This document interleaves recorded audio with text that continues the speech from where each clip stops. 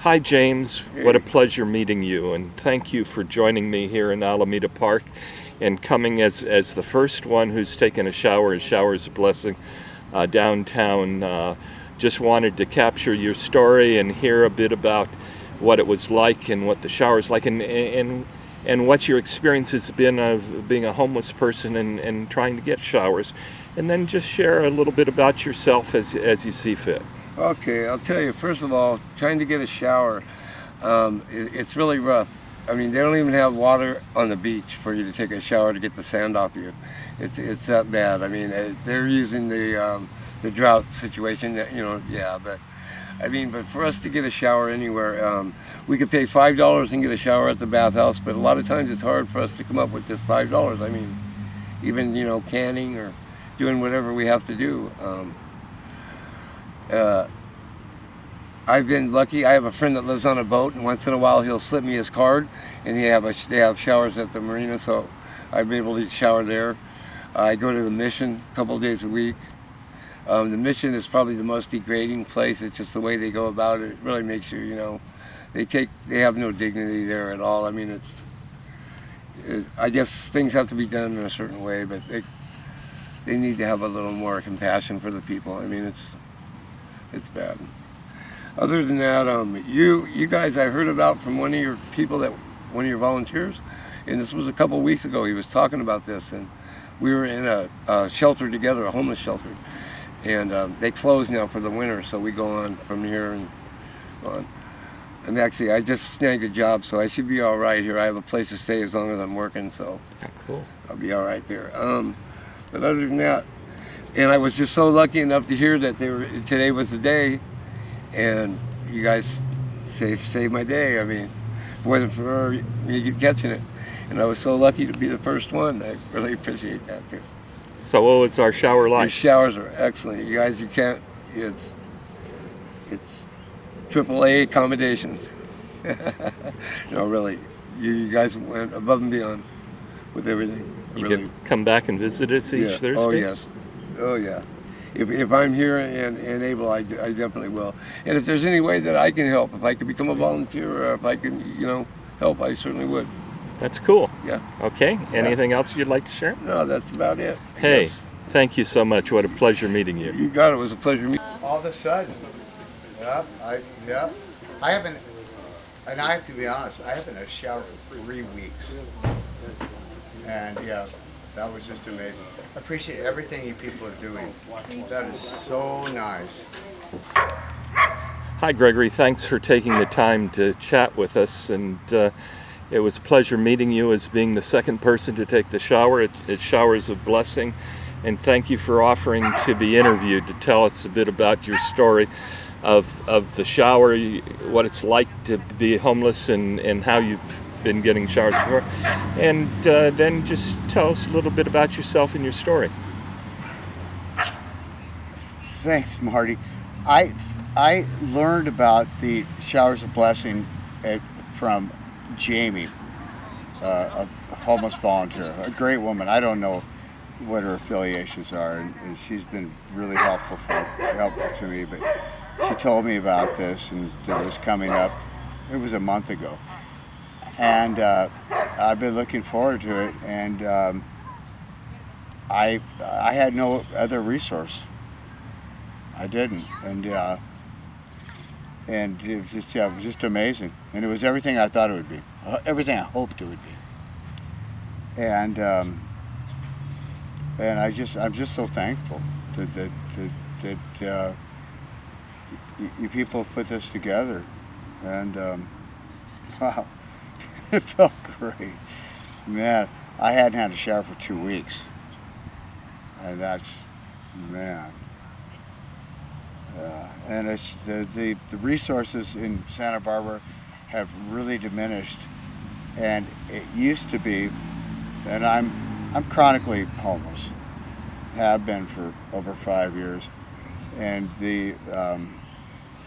when the resource of Casa Esperanza dried up because of whatever their problems were, there really aren't showers available because most people won't go to the rescue mission.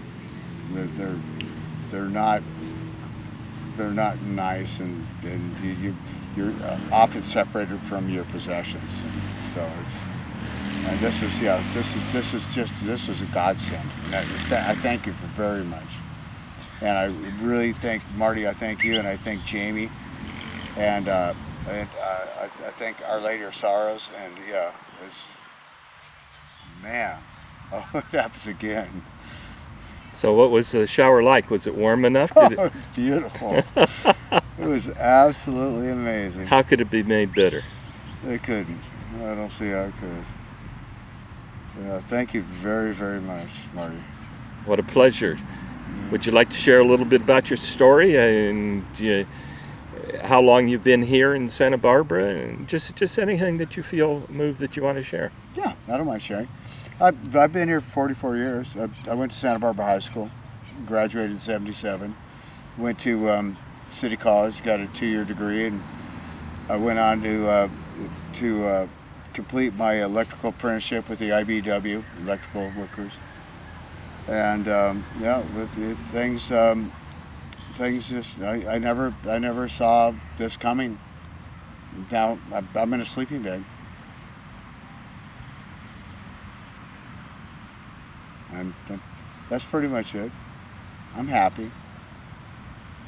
I receive a lot of support through CARES and the Fellowship Center, Wellness Center Fellowship Club, and I'm better. And my psychiatrist is great, Dr. Wexler. And yeah, things are getting better. I retire. I'm 58, so I retire this year. My retirement's vested, so I'll be fine. I'm gonna stay here. I don't know how I'm gonna afford to, but I'm not leaving Santa Barbara. I really don't know anywhere else. The only other place I've ever lived is with my mother in San Diego. My father's always been here, so it's since I was 3 years old, I've kind of been bounced back and forth from San Diego to Santa Barbara. Yeah. What's it like to live on the street?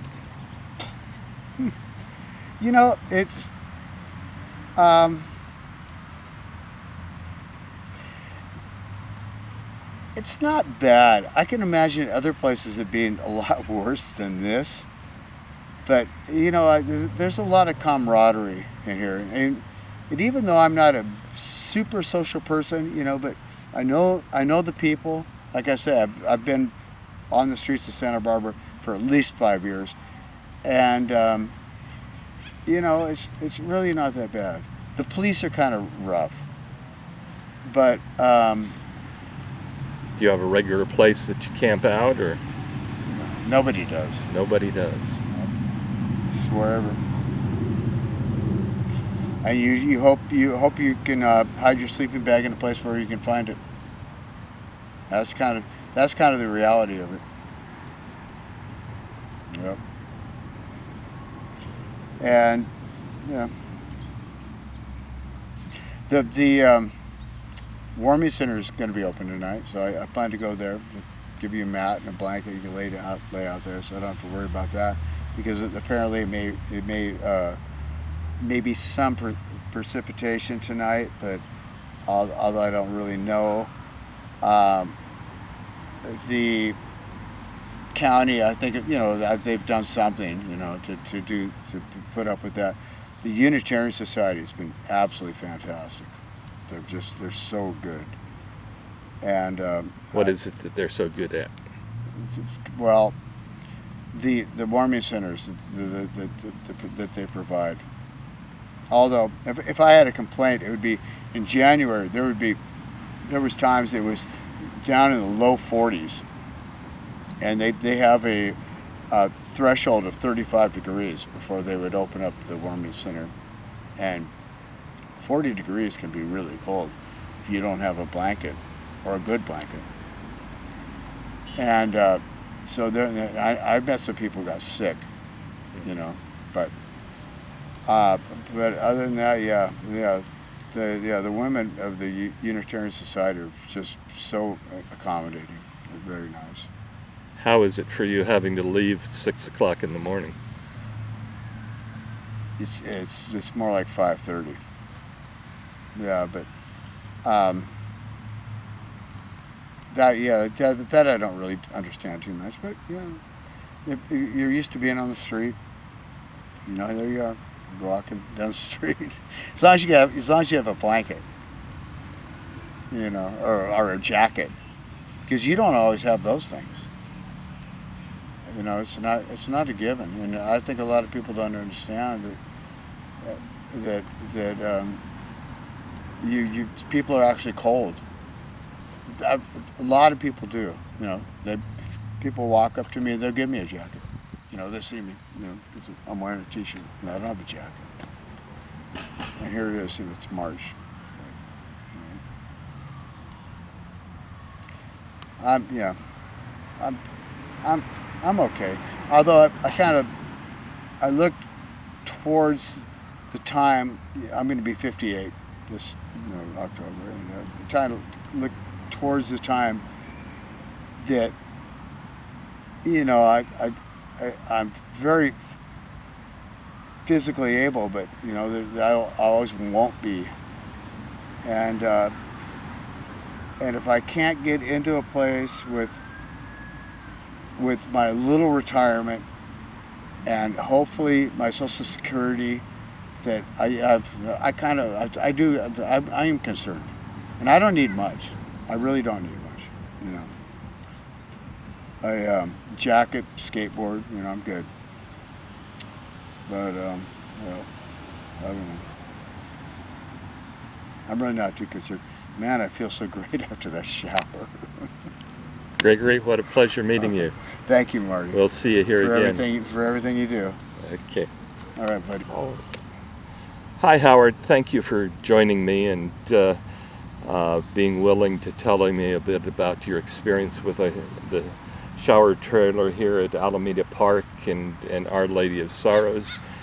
And so would just appreciate your tell what that experience was like for you, what normally happens for you relative to showers, how our shower was, if there's anything that can be done to improve it, and then just share whatever else you would like that shares what it's like to be on the streets.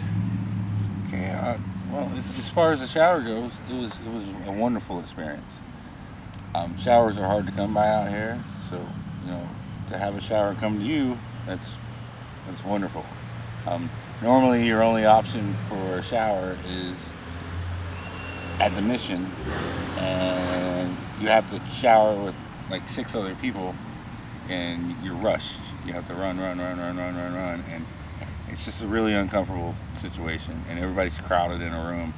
But this was really pleasant. You got to take a shower, and you're all alone, and it was nice and warm. A warm shower, that's a plus too, because it's hard to get a warm shower. So it's a warm shower, and I really enjoyed it. I feel totally refreshed right now. And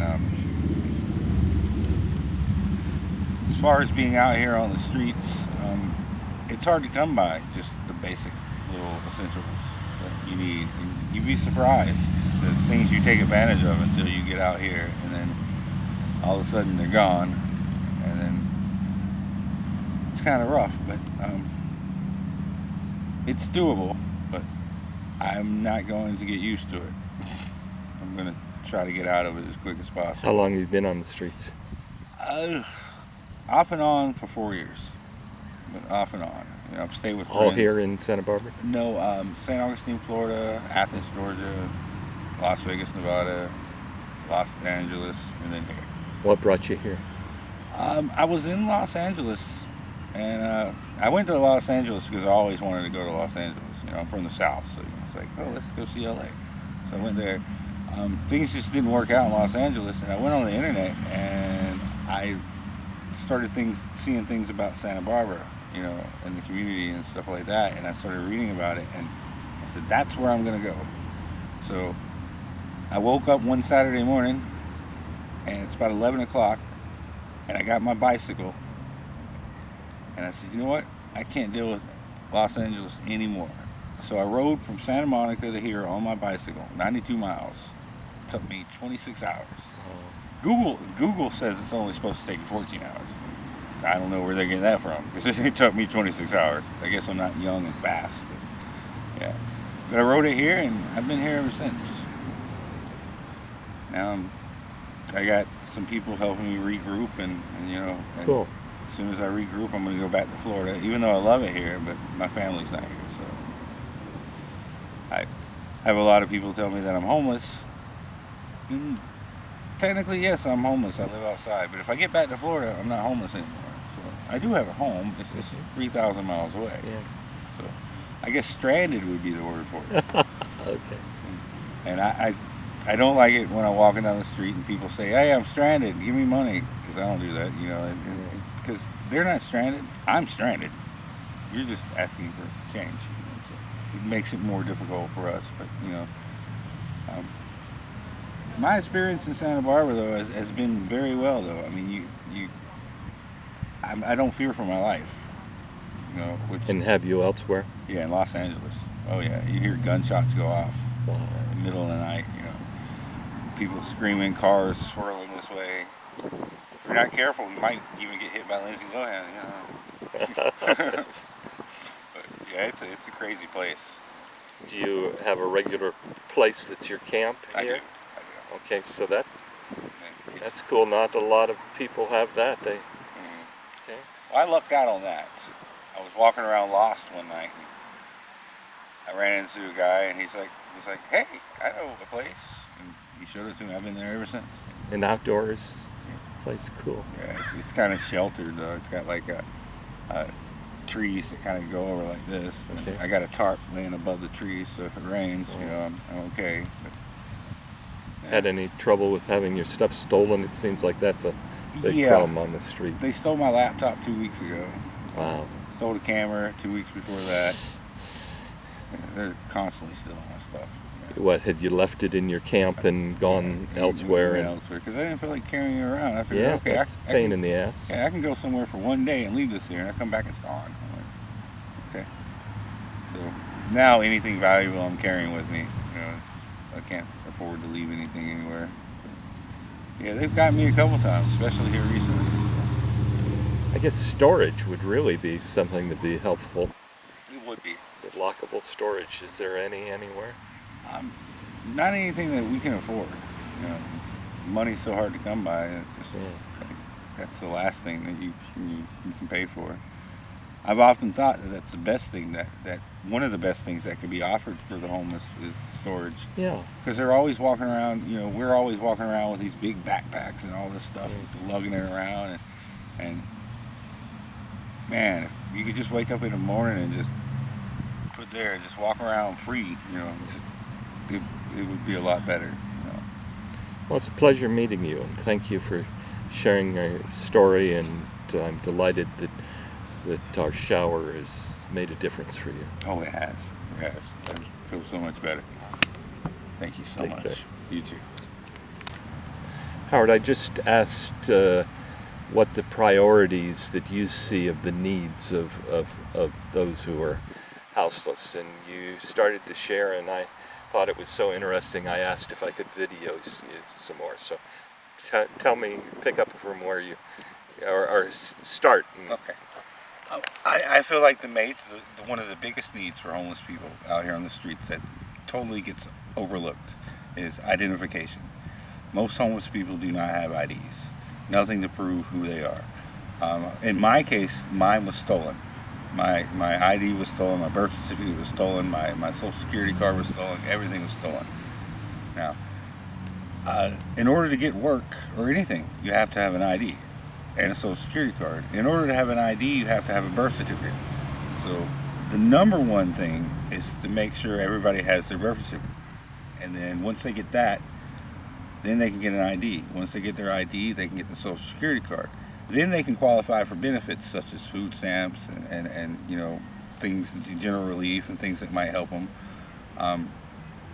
Also, if you don't have ID, you're not able to travel You're not allowed to get on a Greyhound. You're not allowed to get on a train. You're not allowed to get on a plane. And nothing. So without that ID, there's nothing you can do. And so, and even as far as looking for work, if you go out and look for work, if you don't have a phone, then how are they going to call you to tell you to come in for an interview? But you can't get a phone. I know they give away free phones, but you can't get the free phone unless you have ID. Wow. Which, Where do you get mail? I have a friend who has an address, Okay. and I use her address. Okay. So that's number one. What's number two? Let's see. ID is number one. Number two is, well, it kind of all rolls together. You get the phone, and you get a new social security card, and get all your paperwork in order and prove that you exist and you're a person again, and then after that it's just a matter of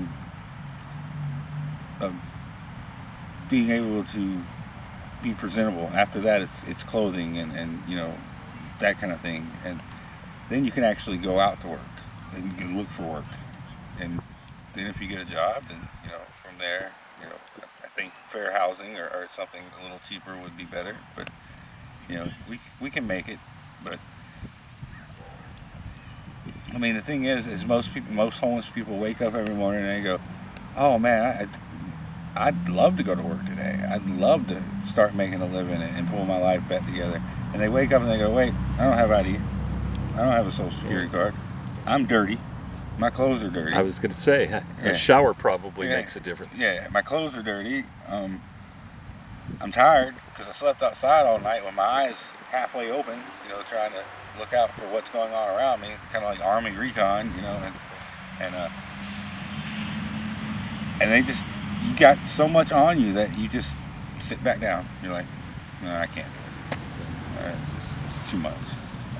So, like with me, I'm working on my ID right now, and I was born in a naval hospital in Georgia, in Fort Oglethorpe, Georgia, close to Tennessee, and a naval hospital is no longer there. They're the ones that had my birth certificate. Yeah. So I got people working on it for me in Georgia trying to get my birth certificate. And, as soon as I can get that, then we'll get the ball rolling a little bit. But Cool. Thanks for sharing. thank you.